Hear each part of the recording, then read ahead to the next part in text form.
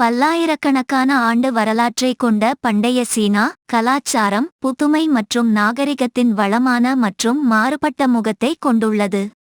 சியா மற்றும் ஷாங் போன்ற ஆரம்பகால வம்சங்கள் முதல் ஹான், தாங் மற்றும் மிங் போன்ற பேரரசுகள் வரை, பண்டைய சீனா உலகில் அழியாத நாகரிகத்தை கொண்டுள்ளது.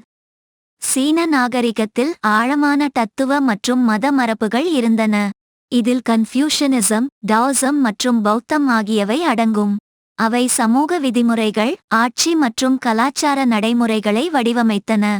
பண்டைய சீனா காகிதம், வெடிபொருட்கள், அச்சிடுதல் ஆகியவற்றில் புரட்சியை ஏற்படுத்தியது. பொறியியல் திறமைக்கு சான்றாக விளங்கும் பெருஞ்சுவர், தனது எல்லைகளை பாதுகாப்பதில் சீனாவின் உறுதிப்பாட்டை உலகம் வியக்கும்படி சொல்லிக் கொண்டிருக்கிறது. சீனாவை தொலைதூர பகுதிகள் மற்றும் நாகரிகங்களுடன் இணைக்கும் வகையில் சில்க் ரோட் ஆனது வர்த்தக மற்றும் கலாச்சார பரிமாற்றத்தை எளிதாக்கியது. காகித பணத்தை அறிமுகப்படுத்திய முதல் நாடு சீனா.